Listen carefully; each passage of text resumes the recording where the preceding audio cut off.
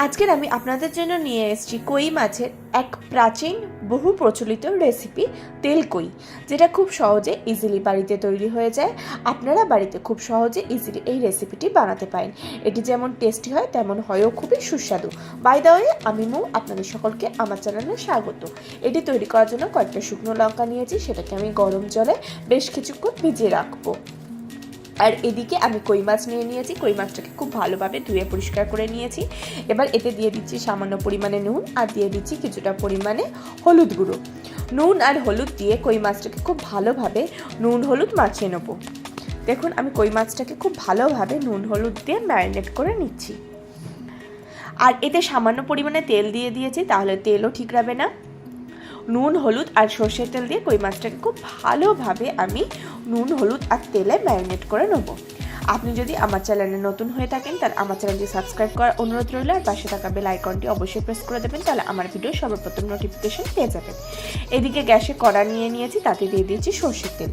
তেল গরম হয়ে যাওয়া পর্যন্ত অপেক্ষা করব। তেল গরম হয়ে গেলে তেলটাকে আমি কড়ায় খুব ভালোভাবে স্প্রেড করে দেবো। তেলে এবার এক এক করে আমি মাছগুলোকে দিয়ে দেবো, দিয়ে খুব ভালো করে ভেজে নেবো।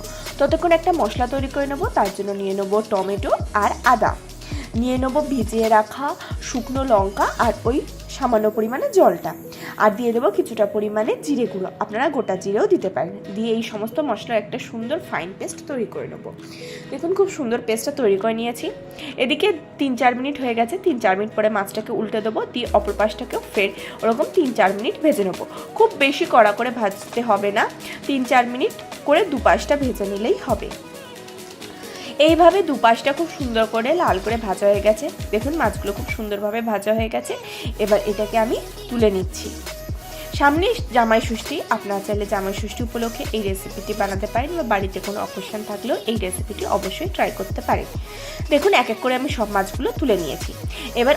এবার ওই তেলেই আমি দিয়ে দিচ্ছি কিছুটা পরিমাণে কালো জিরে, আর দিয়ে দিচ্ছি তৈরি করে রাখা মশলার পেস্টটা। দিয়ে মশলাটাকে খুব ভালোভাবে তেলে কষিয়ে নেবো, যতক্ষণ না মশলার কাঁচা গন্ধ চলে যাচ্ছে।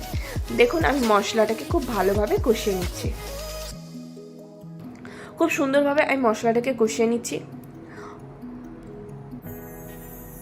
অলমোস্ট 3-4 মিনিট আমি মশলাটাকে খুব ভালোভাবে কষিয়ে নেওয়ার পর এতে আমি সামান্য পরিমাণে নুন অ্যাড করে দেবো। দিয়ে দেবো পরিমাণ মতন হলুদ গুঁড়ো, দিয়ে খুব ভালোভাবে কষাতে থাকবো। খুব ভালোভাবে মশলাটা কষাবো যতক্ষণ না মশলাটা খুব সুন্দরভাবে কষে আছে এবং মশলা থেকে তেল ছাড়তে শুরু করছে। দেখুন, মশলাটা খুব সুন্দরভাবে কষানো হয়ে গেছে। এবার সামান্য পরিমাণে জল, ওই মশলার বাটি দেওয়া জল, এতে অ্যাড করে দেবো। দিয়ে মশলাটাকে আমি আবারও কষতে থাকবো। দেখুন, আমি জল অ্যাড করে দিয়েছি, দিয়ে মশলাটাকে আবারও কষাচ্ছি। এইভাবে আমি মশলাটাকে আরও 5-7 মিনিট কষিয়ে নেব।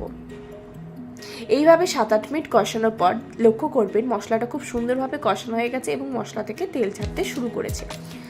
যেহেতু আমি এখানে শুকনো লঙ্কা বেটে ইউজ করছি, তাই এখানে আর কোনো গুঁড়ো লঙ্কা ব্যবহার করিনি। দেখুন, মশলাটা কত সুন্দর তেল ছেড়ে দিয়েছে। এবারে আমি 1 বাটি জল অ্যাড করে দেবো।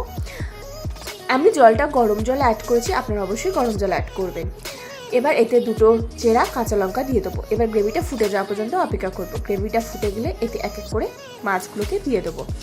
দেখুন, আমি এক এক করে মাছগুলোকে দিয়ে দিচ্ছি। মাছগুলো দিয়ে একটুখানি নেড়ে চেড়ে দেবো। দেখুন, আমি হালকা করে একটুখানি নেড়ে চেড়ে দিচ্ছি। এবার গ্রেভিটা খুব ভালোভাবে ফুটে গেলে গ্যাসের ফ্লেমটা কমিয়ে এটাকে ঢাকনা চাপা দিয়ে দেবো 3-4 মিনিটের জন্য। 3-4 মিনিট হয়ে গেছে, আমি ঢাকনা সরিয়ে নিচ্ছি। নিয়ে এটাকে একটুখানি নেড়ে চেড়ে দেবো। মাছগুলোকে একটু উল্টে পাল্টে দেবো।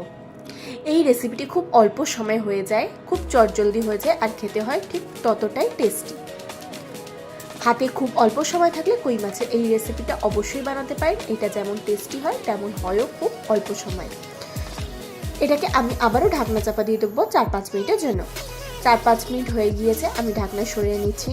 দেখুন, গ্রেভিটা অলমোস্ট রেডি হয়ে এসছে। গ্রেভিটা যখন ঠিক এই রকম হয়ে যাবে, অর্থাৎ গ্রেভিটার যে গ্রেভি কমে আসবে এবং তেল ছেড়ে দেবে, তখন আমরা ওপর থেকে কিছুটা পরিমাণে সর্ষের তেল দিয়ে দেবো। আর সর্ষের তেল দিয়ে একটুখানি আমি নেড়ে চেড়ে দেবো। দেখুন, আমি সর্ষের তেল দিয়ে স্প্যাচুলা দিয়ে একটু নেড়ে চেড়ে দিচ্ছি। এবার গ্যাসের ফ্লেম অফ করে দেবো এবং এটাকে ঢাকনা চাপা দিয়ে 2 মিনিট স্ট্যান্ডিং টাইমে রেখে দেবো। দিলেই তৈরি হয়ে যাবে আজকে দুর্দান্ত স্বাদের এই তেলকই। আপনারা বাড়িতে অবশ্যই একবার এই পদ্ধতিতে তেলকইটি বানান, ছোটো থেকে বড় সকলে খেতে খুবই পছন্দ করবে। আশা করি আজকের রেসিপিটি আপনাদের ভালো লেগেছে। ভালো লাগলে অবশ্যই লাইক করবেন, কমেন্ট করবেন, শেয়ার করবেন আর আমার চ্যানেলটি অতি অবশ্যই সাবস্ক্রাইব করে নেবেন এরকম নিত্য নতুন রেসিপি সবার আগে পাওয়ার জন্য।